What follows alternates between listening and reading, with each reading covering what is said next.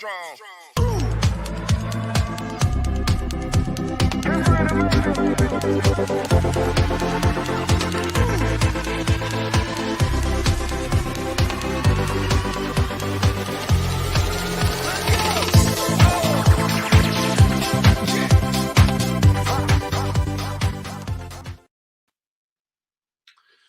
Good morning, everybody, and welcome to this morning's Soul Man Surgery. This is Wednesday, the 20th of January. If you're watching us live, if you're not watching us live, you're watching on another day.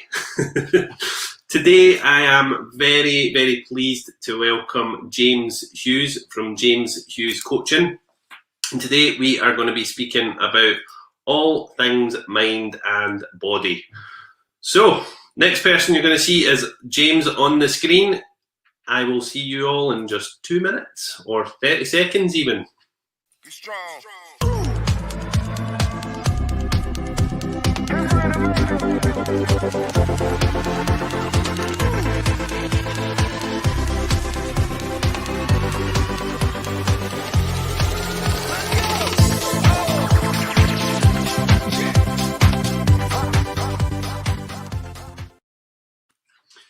Good morning, James. How are you? Morning, Stephen. I was loving that little music intro there. I was having a wee bop along. It's really good, eh? It's brilliant. I love that intro.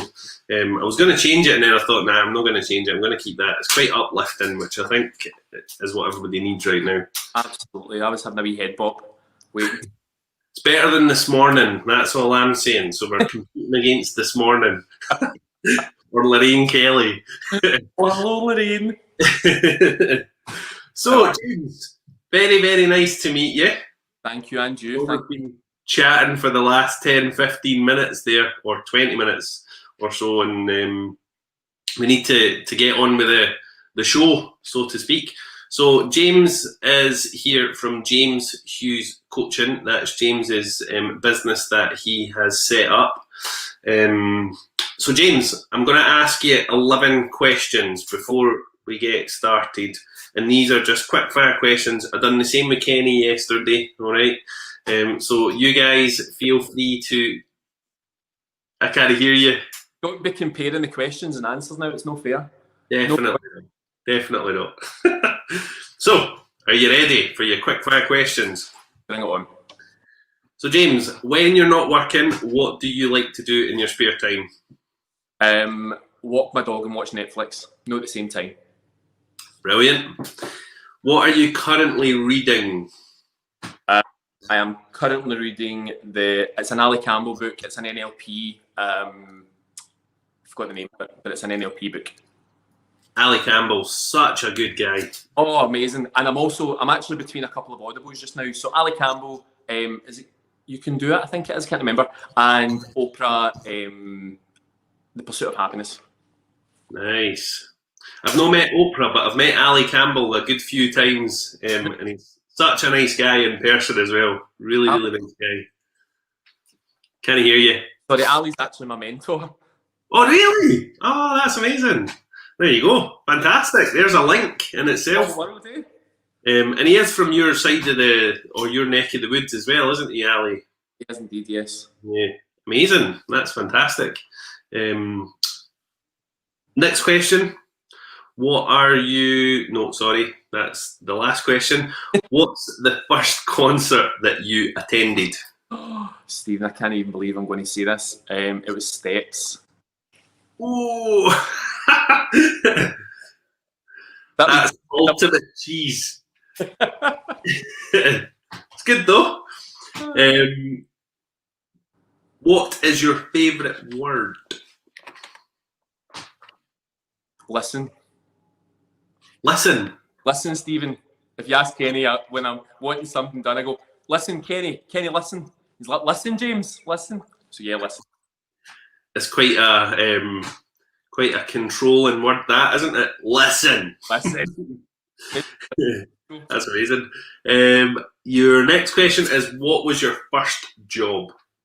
I've had every job under the sun. My first proper job, I worked in Debenhams. I started in Debenhams when I was just turning 16, which was quite sad to see it close this year. Is Debenhams closed? I didn't know this. That's I think so. It was getting into administration, I got into receivership before Christmas. And then who's the guy that owns Sports Direct? Mike, I always call him Rick Ashley. Never gonna give you, but it's Mike Ashley. So yeah, it was. I think he was supposed to be buying it over, and it never happened. So I think it closed on Boxing Day. well, there's something I did not know. I don't watch the news or read papers or anything like that, though. So that's obviously why I don't know. Next question: what is one thing that you're excited about for 2021? Everything, Stephen. Absolutely everything. Well, that's a good answer. Reinvent yourself. So I'm excited for this new remapping that I'm creating for my life, and I think we all need to be excited for that. So everything. There's not one thing. I've spoken to many people over the last wee while, and such a big thing is how people have transformed their lives over 2020. Because they've had to. It's awful because you see the comparison with that as well. You've seen people, go the opposite side. But I think if you've taken it and for what it is day by day, I think you can see a lot of good in what's come out of this time. So yes, for me, I have turned my mental health around. I've turned my physical life around and what I live in, and I'm just excited for everything. That's amazing. Next question: what is your most used emoji? Oh, that the wee hands. Yeah, aye. That's That's amazing. Love that. If you could win an Olympic medal for any sport, real or fake, what would it be? eating. Eating. My dad. I need to ask now, what's your favourite food? Or pizza. Pizza? Homemade or ordered in? Ordered in. Are you ever in Glasgow? Yeah. Have you ever been to Pisano? Never. Oh my God, you need to try Pisano. Ah. Oh, you went for him, my phone there. So pizza. Brilliant. Just taking a wee note of that, Pisano. What is your hidden talent? I don't know if it's hidden, but I think probably my day job. Cutting hair, using these bad boys. Brilliant. And that is a real talent. Hairdressing's no mean feat, is it? It's... Listen, I worked in education for many years in hairdressing. It's not easy to teach somebody how to be a hairdresser, so there's definitely a natural flair to it. And we're going to talk about hairdressing today as well, as part of today's surgery, which is cool. If someone could play you in a movie, who would you want it to be? Oh, at any time in my life? Anytime, you choose. Alec Baldwin. Alec Baldwin. I can see a wee resemblance there as well, actually. I think that's who I'm embodying, moving into like my 40s and 50s. I'd like to go into look like Alec Baldwin. I'd be happy with that one. Be nice to have his pay as well, eh? Yeah, wouldn't complain about that. Kenny's saying Barbara Streisand. That's my inner embodiment. And who or what was your biggest teacher in life? There's been quite a few along the way, and I'm not being cheesy because Kenny said it yesterday, but Kenny is one of them who's helped me evolve into this part of my life of accepting me for who I am in relationships. And I'm so thankful for that. But there was my mentor in hairdressing was a guy called David, who was my stylist who I learned from. And he took me to see the Dalai Lama when I was 19. Oh, wow. And it changed my life, totally changed my life. He opened me up to so much, and he was like the kindest, most gentle guy I've ever met in my life. And it just radiated like love and kindness to anybody and everybody. And he had the most beautiful family. Everything about the guy, him and his wife, his kids were just, they were lovely. I think I always looked at him and I grew up with a really lovely family, a really loving family, and still do. But he had an energy that I'd never ever been susceptible to before. So probably David's the biggest impact to start this journey, but Kenny's the one that's softened me over the years. That's amazing, though. That's brilliant. It's brilliant that you both feel like that as well.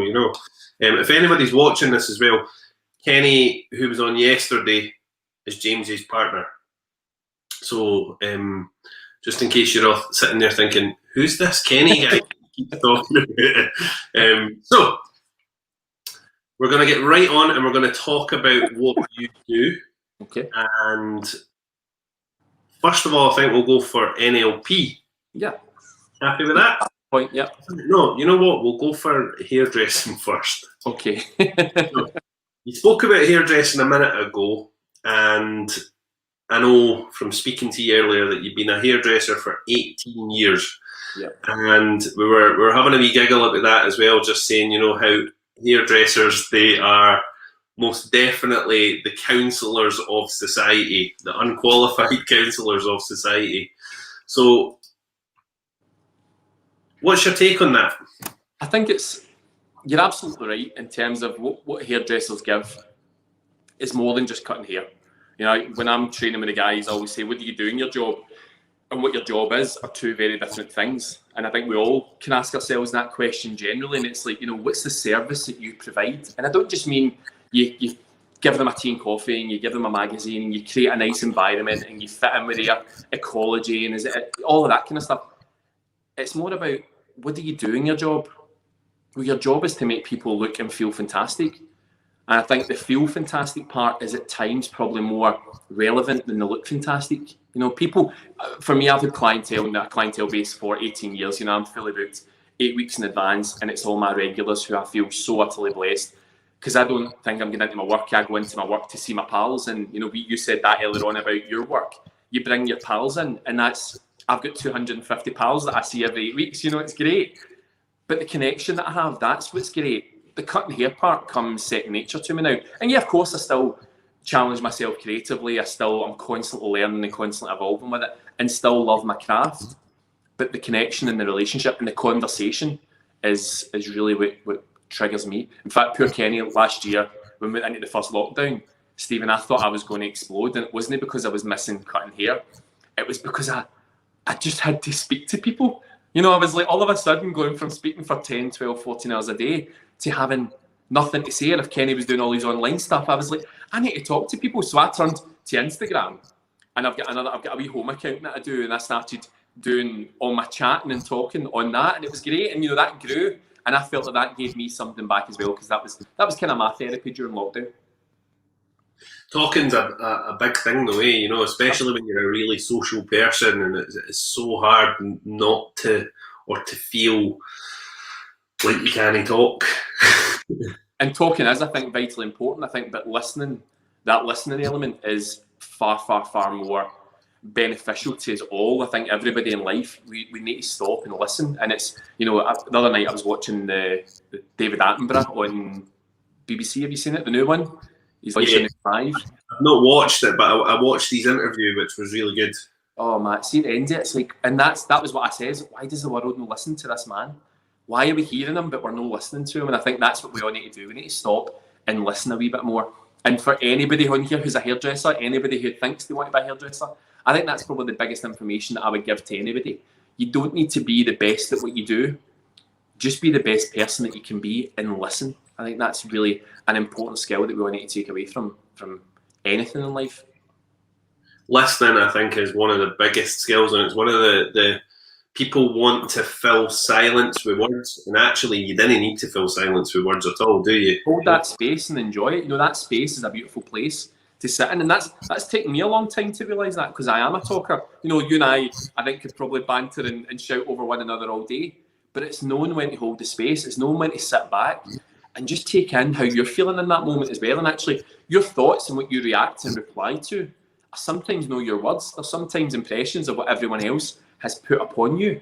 So it is really important that you just take the time out and listen to yourself and listen to those in your, you know, what's a relationship? A relationship is relating to someone else. And if you've got a problem relating to someone else, it's normally because this is blocked. You know, something's not resonating, or it's coming in and going back out the same door it just came in. So if there is problems in relationships and work life, start to listen to that other person, because seldom do we think where that person's coming from. Mostly we think that, oh, well, I'm right and you're wrong, so therefore you need to listen to me. And Kenny will be going, he is talking absolute guff, because he always thinks he's right. That's because I come from a place of knowing that I'm always right, not thinking. That's good though. It's good to be like that. Of course it is, especially in your relationship. Yeah. You know, we know that we are always right in our relationships. And then our partners are the ones that are like, no, you're no, pal. But do you know what I've realised for that, Stephen, is I think we see what's right for the other person, and it's not because we think it's right for us. It's if you're open to it and you see what's right for the other person, you need to let them figure it out. And that's what I've realised. You know, you need to let that person figure it out. So it's doing it. Maybe this is where the NLP is not great because I maybe manipulate it to a degree, that I do some subliminal things with Kenny, with people around about me, because I know it's the right thing for them, but they just need to find their own path. And then when it does, you think, well, I told you that months ago, so why did you not listen to me? But it's a journey. It's like that old proverb, give a man a fish, you know, or give a man a fish for a day. What is it? Give a man a fish and he'll eat for a day. Teach a man to fish and he'll eat for a lifetime. Yeah, it's so true. You said something there as well, which I absolutely loved, and it's a huge big part of my ethos with the way that I run my business and the way that I work with people, and that was about how people are made to feel. Because I always say this to people always remember. They may not remember the things that you say and the conversations that you have with them, but they will always remember how you make them feel. I'll touch a little bit on that on NLP, because there's such a massive element of NLP that we all relate and remember in how we absorb information. But you're absolutely right. You know, you think about the experiences. We remember bad experiences as much as we remember good. We just don't talk about the good experience because we expect it. You know, when it affects us to the point of we're unhappy, well, that can be such an empowered moment. And then that then becomes our bar, you know, our bar standard for, well, you shouldn't be doing this. And it's a shame because we're never then judging. We're always judging, actually, and we're never basing it on, well, what's that person going through? So if you can create and cultivate an environment and an experience where somebody comes in and they feel, you know, really special. I'm terrible. I run late in the salon 24/7. But what I don't do in the salon is I don't compromise time with my clients. So if you come to me and I'm running late, I'm sorry, I do apologise. Not really, but I do apologise. But what I will guarantee is when I come to you, I will give you your full time. You won't be rushed out the salon. You won't be rushed out the door because you're paying for that. You're paying for that time. You're paying for me. So I think it's a really, really important and healthy thing to know your time and know your value and create an experience for yourself. Because I don't want to be working in an environment where I'm stressed out, running late, going, I need to go to that next one, because that internal motion, that, you know, what is it to say? Emotions, energy, and motion. So all you start to do is regurgitate and make all of that sicky, stress-feeling move, and that comes out. You know, that's an external thing that people see. So I just now accept and go, I run late. This is who I am, but I don't compromise time. So anybody wants to come to me to get a haircut, just let you know you want to take on time. I have to say, like, across the years, I've had a few shit haircuts, but those shit haircuts are always by people who they're not interested in talking. They're you know, they see you as a £12, £25, 50 quid, 100 quid haircut, whatever it may be. Yep. So they're seeing you as the pound rather than the person, and I think that's a big thing. Isn't it funny though, in those experiences, that 12, 25, 50 and £100 haircut, the increase in ego level can change dramatically, because that £12 haircut is get you in, get you out, and put the value on money. That £100 haircut is get you in, it's all about me, get you back out and charge £100. You know, and that's the difference of it. It doesn't matter whether you're charging £100 or £12. If you're doing it from a level of service, if you're doing it from a place of passion, if you're doing it from a place because you want to be there, that's what it matters. And see, if you don't want to be there, change it. You know, if something is changing in your life, change it. It's as simple as that. Yeah, definitely. And you came from a different background, didn't you, before you get into the Soul Man? Was that right? So You set up your own business. Kinda, because since I was 15, I've been a working medium. So, you know, and it's always been as an extra, you know. So for many, many years, I worked giving people readings, you know, doing all of that.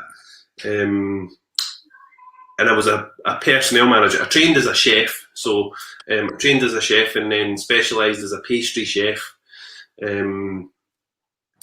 Started working, and I hated the toxic environment of the kitchen, because you see on like the Bake Off and all the rest of it, like Mary Berry and Paul Hollywood and whatever, they're all like, oh, really nicey. See, in reality, a kitchen's a friggin' stressful place. Yeah. Yeah. really majorly stressful, and my sensitive wee soul couldn't cope. So I moved out of that. I started to work for Greg's the Bakers. I could see you a hairnet actually. I was just looking at you thinking, he's got a hairnet on that head before. But I started working for Greg's the Bakers, and then I progressed right through to a people manager. So, and that was where my strength was, working with people. It was a huge big thing. But I always wanted to see what was going on behind the person rather than what the business thought was going on. So did you enjoy working with people rather than managing people? Absolutely. It was less about... So my belief in life is we don't manage. A manager works from the bottom. So personally, in the Soul Man, I'm going to the leafy lane with this, but it's relevant. I see myself as I'm at the very bottom of the pile, and I work for my team, and my team, they work for the customers or our community. Yeah. And that's how it should be. I'm there to support the team. The team are there to support. You're the foundation. You're not the bottom of the pile. You're the foundation of what you've built. Yeah, but what I mean is in terms of like, I am not this grandiose figure at the top saying, I am the Soul Man. I'm there going, come on, let me help you. Let me push you up. Yeah. Let me make you the best version of yourself that you can be. And I think that's what every single business is missing that. Absolutely. I think we're past that period of, that ball busting management, goal setting, you need to work harder. It's not, it's working smarter. It's nurturing people. It's encouraging people. It's showing empathy, understanding, kindness and compassion. And it's difficult because that person has to be receptive of that as well, to want to be that. Many people in businesses across every sector will say, well, you don't motivate me. You don't do this. Well, that responsibility lies in you to want to be motivated, to want to be not managed, but supported and guided. And do you want to do better than what you did yesterday? Because if you want to do the same as yesterday, well, I'm not the person to be around. I want to move forward. I want to grow and I want to progress. Life is, life's evolutionary, but yet so many people are so stagnant in their life because they've not had that guidance, they've not had that nurturing, or they've only had that past experience by being managed, micromanaged, controlled. This is what you do, dictated to. And it's a shame because it really, really suppresses people's confidence, abilities. My God, some of the best hairdressers I've ever seen in my life have stopped at level because they've been, the paradigm has been set that, well, I get to here and I don't get any better. I'm at that point where I just do my clients. Why? Who said it? Who wrote that? That's no set in stone. That's a story you've created yourself. It's fascinating though how people can be stopped by fear and stuff like that. I have to say, over my years in the retail industry with Greg's, we would have people coming in who were senior figures in the business, directors and that type of thing, and everybody was absolutely shitting their pants. Yeah. And I would go and approach them and be like, hiya, how are you? And they'd be like, oh my God, I can't believe you're speaking to, Ian Gregg, the founder's son, he's a person. Like, anyway, I could go on and on and on about that. Joanne's saying there, yes, there's someone else like me. I'm always running late. So there you go, someone else. And Joanne's a hairdresser as well. Joanne, don't change who you are. Do you know what? Just embrace it and let people know that that's who you are. That's what I've done. I don't have any concept of time. We put too much emphasis on time. Time we can't change, time we can't buy. Once it's gone, it's gone. So just make the most of being in that moment. And I think that comes from any element of life. Live in that moment and enjoy it. Definitely. Karen Thompson is saying there, I don't agree. I don't care if my client pays £20 or whatever, they always get my full attention. I always say, I don't care if it's a house party or a garden party, you still get the best of my ability. That's what I said, Karen. That's absolutely, I totally agree. It's not about, I think when we were talking about earlier on about, Stephen had said that, you know, he said some of the worst haircuts at £12 or £100. It's not, it doesn't matter what you're paying, it's about what you're given. Doesn't matter, you know, people down there who, if you're £12, they get you in, get you out. Well, that's their mindset. If you're £100, that's about them. But if you change the service and that person is invested in you and the love and compassion and listening that they want to give you, it doesn't matter what you're charging. It's all about the service. That's, you know, maybe I've come across wrong there with that one, Stephen. But I think what I was trying to emphasise was it doesn't matter what you're paying. It doesn't matter what you're doing, as long as you're coming from a place of service. I think it's really important. So sorry, Karen, if that sounded like charging £20 for a haircut was not of any value or service. That's not what I meant. The complete opposite to that is what I meant. So my apologies. Good. I thought we'd pull it up anyway and answer it. So I have to say as well, Kelly is saying there, I run late too, can totally relate. My boss is super understanding though. And guess where Kelly works? Oh, I don't know, I wonder. Would it be romance surgery? Can totally validate. He no like you being called boss. Thank you, Kelly. That's very kind of you. Eileen is saying, always see myself as a leader, not a manager. Couldn't agree more with you, James. You're going to get into trouble, Stephen, because that's Aileen again. Oh, sorry. Aileen! That's such an important thing, is you're leading people, you're leading by example, and you know, what you do at the bottom is exactly the same as what you do at the top. There's no expectation and no exceptions to the rules, so good for you. Yeah. So we're going to move on now, and we're going to have a wee chat about NLP. Neuro-linguistic programming. So what is NLP? So NLP, Stephen, is really giving you the user manual for your brain. It's letting you understand the communication model that makes us tick, understanding your relationship with thought and how that has such a massive impact on your life. And I think the biggest thing I would say is your thoughts impact your feelings, which impact your actions, which shape your life. So what that means is anything you're thinking, anything that your limiting, your belief system has playing through your mind day after day after day is going to start to impact your life round about you. You know, where you said yesterday, I think where you put or did somebody say where you put your focus is where you get your results. And it's so true that if you start to focus on something, you start to stress out over something and add that momentum to your thought, you start to impact your environment round about you with the actions based on that thought. So we can go through life having past experience, past trauma, you know, great, we spoke about it just with restaurants and with services. The expectation is based on past thought. So our brain absorbs information, it goes through the amygdala, we scan it for fight or flight, freeze, fight or flight, and then it goes, okay, wait a minute, what is this I'm seeing? It's a bit of thread. Oh my God, it must be a spider. Oh, I'm terrified of spiders.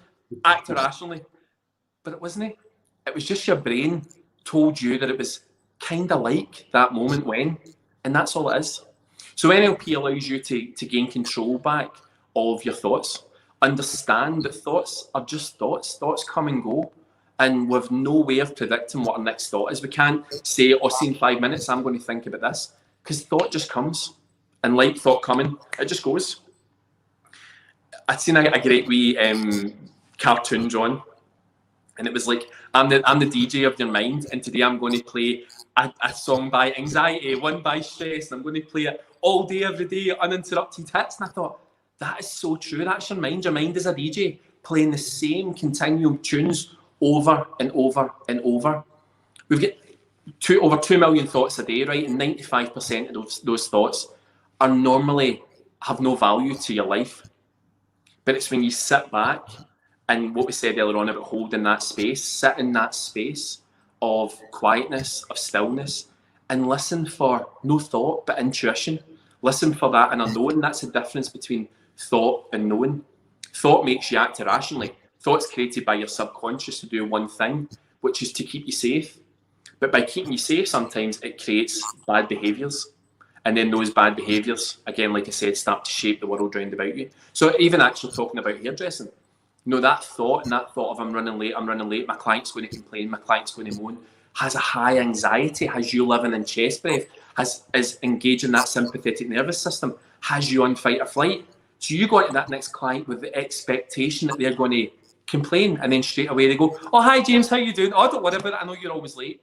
I made a story up to justify my past behaviour, and that's all thought is.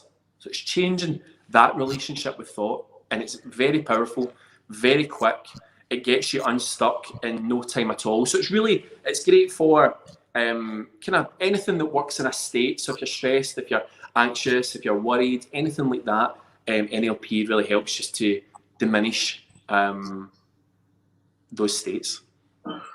That's amazing, and it's a really good way of explaining it. So thank you so much, because I know a lot of people are like, what is NLP? So it's basically reprogramming those unhelpful thoughts, isn't it? Totally, absolutely. Our brain is so capable to create and manage and cope with anything and everything that it gives us, but it's how it copes with it is based on our map of the world. And if your map of the world has been shaped, all our maps have all got edges. If your map of the world has been shaped in a certain way, well, you only know how to react within that map. So your world and my world are very similar but very different, because your world is exactly how it is to you, but it's also not, because it's only what you know based on past experience. So it's changing that, being open to anything new, and really just allowing you to take a back seat and not get lost in your thought. That's amazing. Thank you so much for explaining NLP. And anybody who wants to have a session with James as well, James's Facebook and Instagram pages are scrolling across the bottom of the screen. So go and check him out, go and like his page, go and follow him on Instagram at @JamesHughes_coaching. And life coaching, that leads us on to life coaching, because I think that's quite a nice tie-in there when we're speaking about NLP and then moving on to life coaching. So you are a life coach as well. And what kind of people do you work with in terms of life coaching? Stephen, life coaching is for anyone and everyone. An athlete has a coach. The only difference between the athlete and the coach is the coach doesn't run with the athlete. The athlete runs themselves. They just give them the tools and the support, and they do it all themselves. So they just take a step back, give you the tools, and let you run with it. So it's all about opening your mind up to your own subjective experience, and sit with that moment sit with that answer, that you're looking for, because it's there. It's not about giving you answers. It's not about telling you how to run your life. It's not, because again, like we said, your life is exactly what it is to you. It's about allowing you to unfold your life and find out those answers. I think coaching in general has become such a widespread term, from business coaching to athletic coaching to life coaching. We all need a coach. We all need an inspiration. We all need something to allow us to question what we think we know. And that's all it is. It's questioning. It's a conversation. So I get you say, what kind of person? Don't ever be delusioned by the fact that it has to be somebody they're high flying and they've got loads of money and they're some people just don't know how to move on from a relationship, how to move on from grief, how to move on from a job that they've been stuck in for the last 10, 15, 20 years. It's giving them the answers that their mind and their inner knowing already has, and letting them figure that out for themselves. I'm so happy you said all of that, because I have known life coaches in the past, and I've worked with some where they're all a bit like giving someone like counselling and support, and and it's a life coach is a guide, aren't they? They're a guide to help you to see where you want to be in life and what your goals are and how to achieve them through your own recognition, of those goals. Absolutely. And I think once it's seen, it can't be unseen. Like, I had a great wee analogy about a snow globe. In fact, it's Ali Campbell that tells about it. A snow globe sits stagnant there, and all the wee sparkly bits or snowy bits sit in the base of it. And our job is just to stir that up, to change that, and it will settle. Our innate knowing, our innate well-being inside us will always settle. But it's just about going back to that place of, I'm fine. Innately, I am well. You know, people are doing the best that they can with the tools that they're being provided with. And sometimes they're limiting tools. So the way that we act and the way that we behave in the moment is based on the tools and skills that we have inherited, that we have learned. And they're not necessarily right for us. We've got someone else's map ingrained on us. So it's just about shaking that snow globe up, allowing it to settle, and then allowing them to move on with their own life. Amazing. Absolutely love it. And I know, James, that we are going to get you back on for another surgery. And I must have done something right. we'll definitely go more into those types of things, you know, life coaching and NLP. I want to move on, though, because, you know, we are a spiritual community as well. And, you know, you are a Scorpio. So we need to talk about your astrological traits as well. And how they might actually link into what you do, which is, I always find that really, really fascinating. Yeah. So if anybody doesn't know, James is a Scorpio. Scorpios, they can be known as tough-minded and people who, you know, have that sting in their tail. Now, I know we spoke about this earlier, and I was like, no, it's not the case. A Scorpio's only going to sting you if you corner them. So would you agree with that, James? 100%, Stephen. I've got a very, very high threshold. I've got a very high threshold for people. I'll give and give and give, and I'll take and take and take until one instance that I'm broke, and that's it. And I'm cut. Once you're done, I'm done with you, and that's it completely. And I don't believe in harbouring grudges. I don't believe in harbouring anything, but I think once you bite me, I'll bite back, and that's it, done with. I'll move on. And if the relationship with people unfold after that, I'll take it for what it is. But knowing that bar's been set, that you've done that to me, I'm fine. Any fellow Scorpios who can relate to any of this, please do comment below as well. Do you know the ironic thing, Stephen? 3 of my best friends and closest friends are all Scorpios. That's interesting, because Scorpios do tend to, water signs in particular, tend to... But they're 3 females. Yeah. I'm a male, and they're not together. I've got 3 separate, really close female Scorpio friends. It's weird. It is the way, though. You know, water signs, they tend to gravitate towards each other. Those 3 water signs: Cancer, Scorpio, and Pisces. Cancer is the leader of the pack, I have to say. Of course. You're the cardinal sign. Anyway, Scorpios are also known for being really brave, very loyal people as well. You know, so you'll make decisions that feel, or to other people might be like, whoa, I could never do that. So would you agree with that? You know, the whole bravery part of a Scorpio. 100%. I love taking chances. I love taking risks. Don't get me wrong, it takes a lot of, you know, inner seeking and finding, but I'm also very, very, I jump at taking chances. I enjoy change. I enjoy embracing change. I'm very impulsive when it comes to a lot of things. I think over the years, I became not less impulsive, because the impulsion is always there, but I've been able to sometimes rationalise whether that's a good decision or a bad decision. But yeah, I'm impulsive. Kelly's also saying there, and she's right actually, that Scorpio is the sexiest sign of the zodiac. Hair flip. They're very. I'm not going to go into that whole side of things, but Scorpios are very known for they're very sexual people. They emit a very sexual energy, and we all come from sex, so it's something that we should always speak about anyway. But you know, so do you find that, James, that you get a lot of people drawn to you? Are you asking me this? I'm asking you this. Kelly started it. She threw the question up, so we might as well. The modest part of me would give a very different answer from the honest part of me. I mean, it is what it is, isn't it? I think I would. I don't know how to answer that question. I've stumped you. It's fascinating though, because I always find like people who are in the public eye, or people who are really well known in communities, you know, we do tend to attract people and sometimes a positive way that isn't necessarily always positive. So I think that's something always to be mindful of, being a Scorpio, especially as your following grows. You know, you might have folk saying, "Will you marry me?" Well, make sure that impulsion doesn't act on that moment.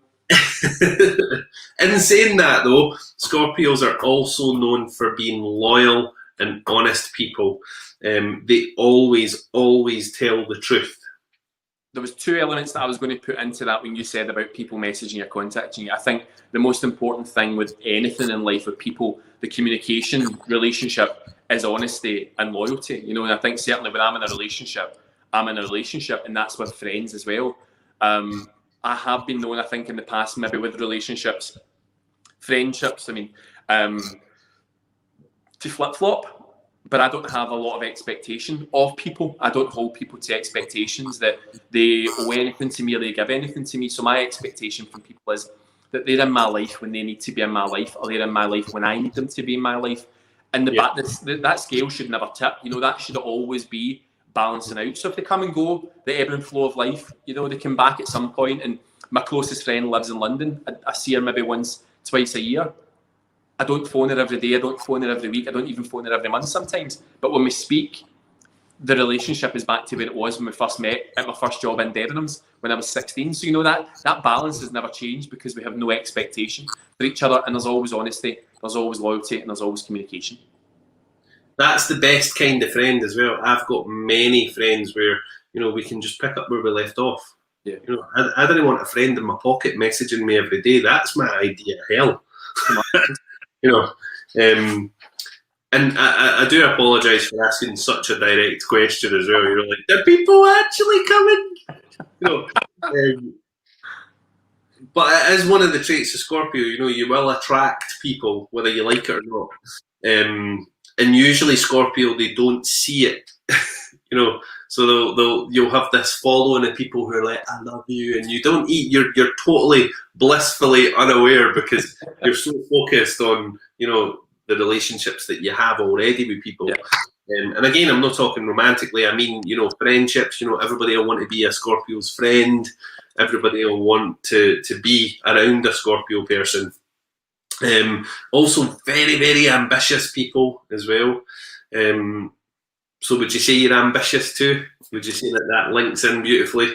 I think so. I think we all need a bit of ambition, and you just need to set your intentions for what that ambition is. And I've always been quite clear in success within my career and within my life. And success to me isn't about a monetary value. Success to me is about leaving a bit of a legacy to the people around me, to just this earth. Again, back to that place of service. And a lot of what I now look back over my career in hairdressing is the service. It is how you touch people. It is how, and I think that's an ambitious approach to work with people and try and leave them feeling better than what they come in to see you with.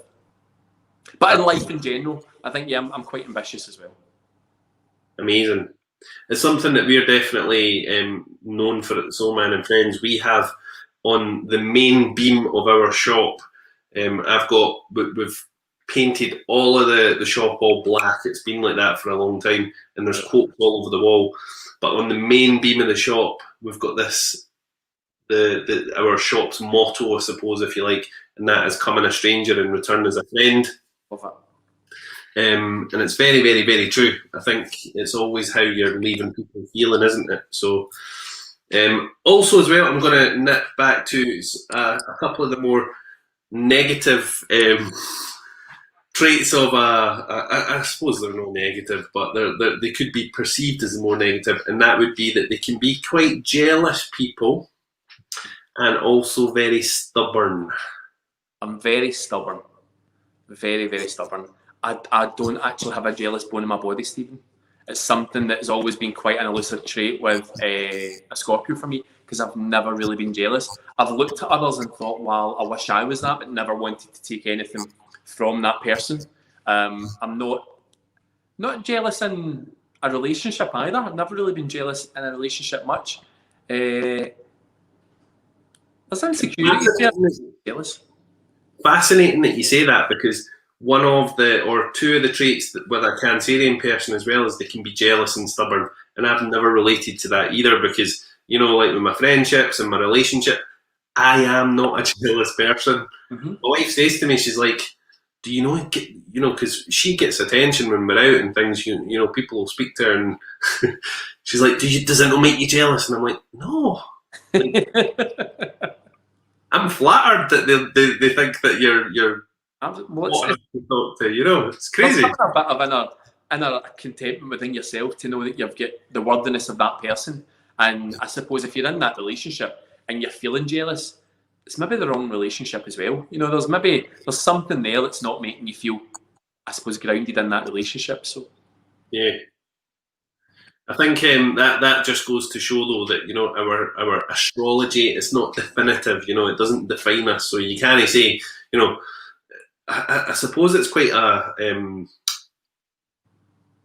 stereotypical thing to do, and to put someone in that pot of James is a Scorpio, so he must be these certain things, and it's not always the case. Yeah, well, I think it depends where we are in life and how we've developed ourselves as humans. So your map, isn't it? Again, it's going back to that map of the world, and I think what your parents had as well. I had I've got a very loving set of parents who, you know, I've never seen any jealousy in them. I've never seen any animosity between the two of them. So I don't expect that from a relationship. I've been in past relationships where I've had very different experiences, but I've still not been jealous. I've just had different feelings and different emotions within that. So I think that sets a standard and sets a bar, what your past experience has been.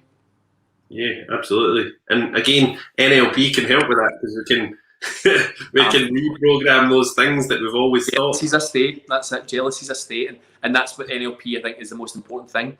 Most of the things we're feeling, you know, we live in the feeling of our thinking, and a state is just a state in that moment, and it can be changed. We've all heard that state changes, and I think if I can give anything to take away for the guys today, I always talk about an emotional audit. You know, check in with yourself between 1 and 10. 1 feeling great, 0 feeling absolutely amazing. But 1 feeling great and 10 feeling really, really stressed. That's just a state at that moment. And if you can go, right, why am I at 10? Where am I at? Okay, I had an argument with my partner. I felt a bit insecure. I fell out with whoever. You know, that is enough to send you over your state level. So just always have a wee check in with yourself on a daily basis, even 2 or 3 times a day. And that's where breathing exercises, meditation, exercise, all this kind of stuff comes into play to help reduce that state that we're unaware of.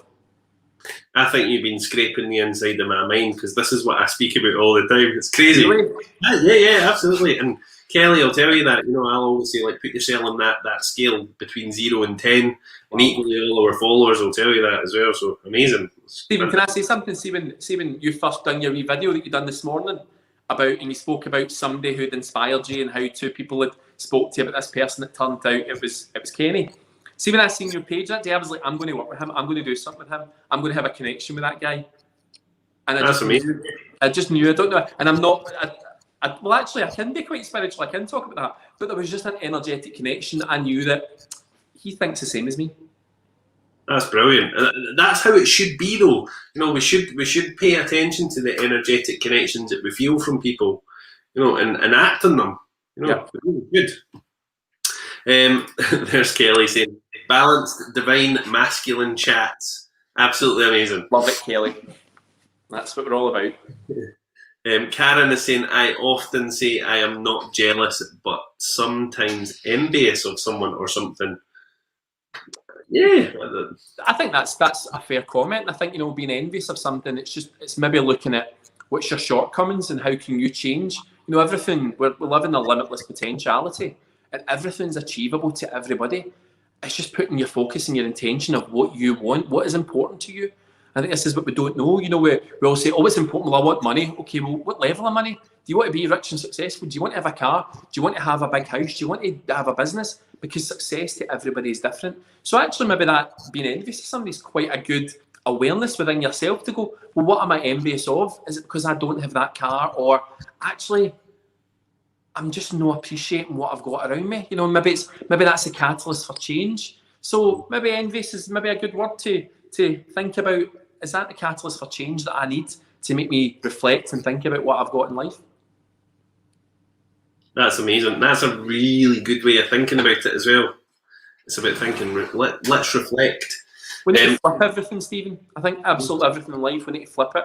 If it's positive, hold on to that and grasp on that, and then really, really hold that space with the positive energy. But if you're looking for something and you're going, God, I'm really unhappy. Well, what are you unhappy with? Because you can change your environment, and this is where life coaching that we'll talk on. You can change your environment, but it's only changing your environment. You can change your behaviours within that environment, but you're only, and it's like you then start to get to that point. Well, what's your beliefs? Where are you at with your belief system?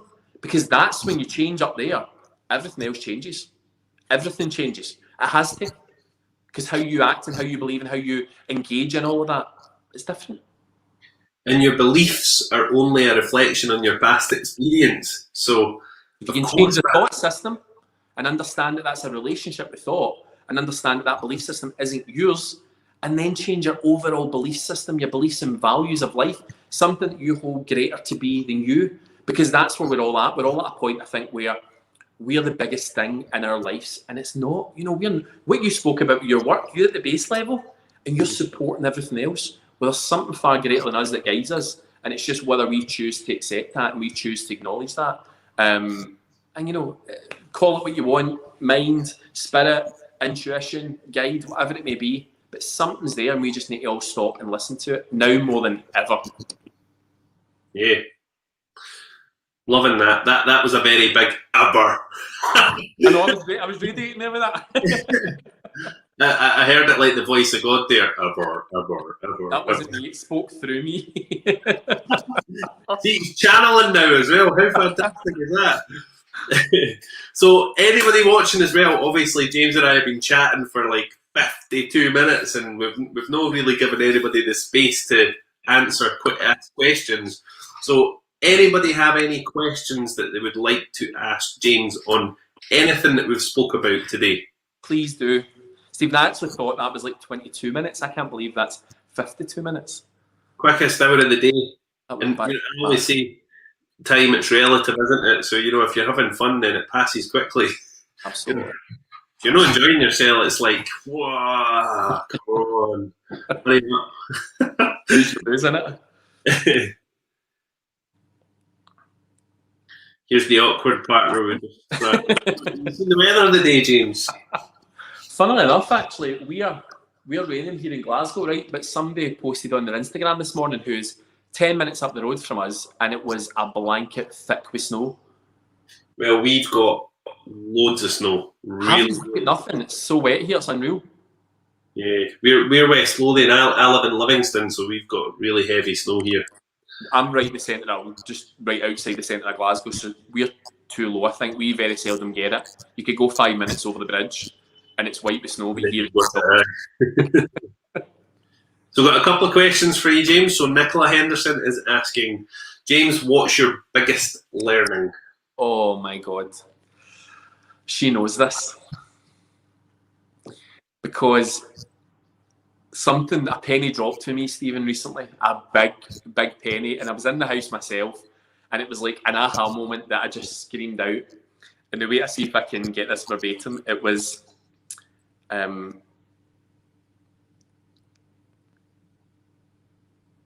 it's not, oh, sugar. She'll know it. Basically, it's not what we think we're afraid of, it's what we think. Sorry, it's not what we think we're afraid of, it's, oh, for God, what was it? Nicola, if you can remember this, type it.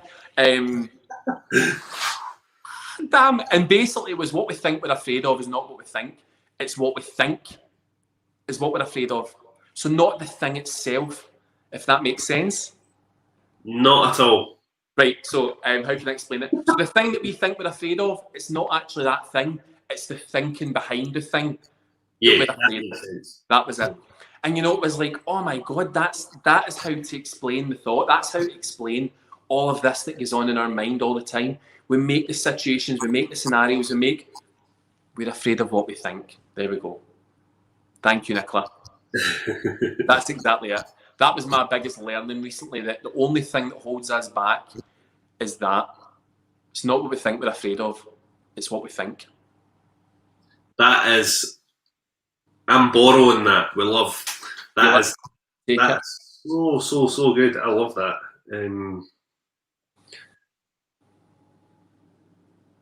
I think that's a huge big thing for everybody watching right now. I think that's something that we should really think.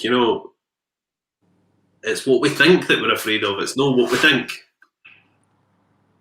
Does that make sense? It does. It does. It makes sense in my mind now that I'm saying it, but it doesn't. Does a penny drop?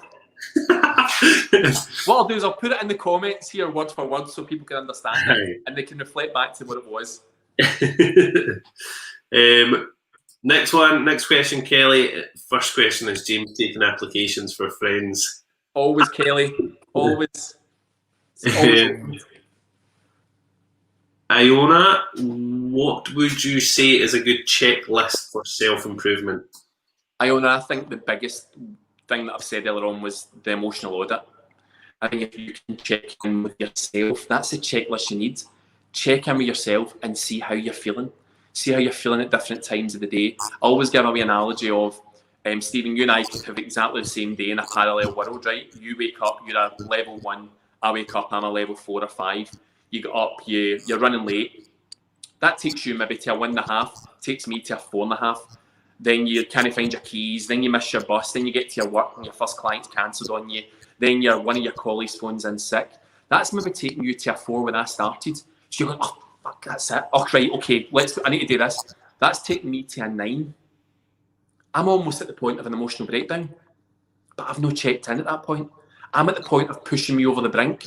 So one more thing that takes me to a 10 is out with my control in that state at that point. And all that's done is just your relationship with thought again. I know I keep saying the same thing, but it's what we're thinking is creating that state. So think about that DJ, think about that and turn that volume down. Think about those pictures and those images you've got flashing in your mind constantly about stress and anxiety and what you're seeing. And I realise that you can press pause on the telly or you can turn that channel. Think about those feelings that you're feeling.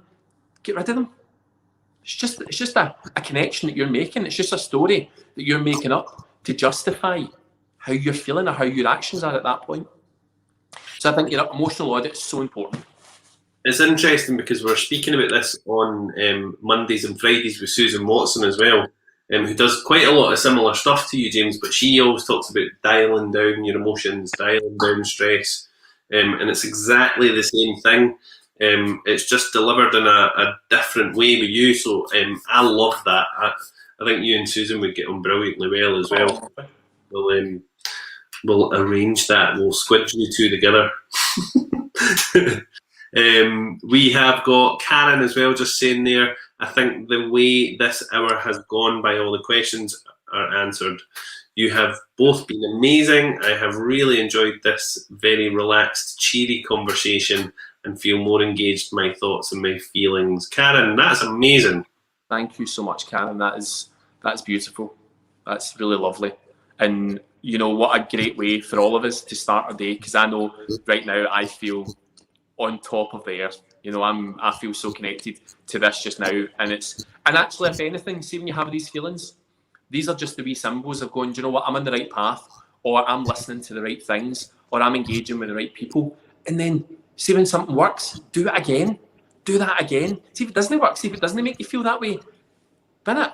If it does make you feel that way, engage tomorrow, engage next week, engage for the next year, because it's the constant practice of doing these things that makes us ultimately a better person and feel better.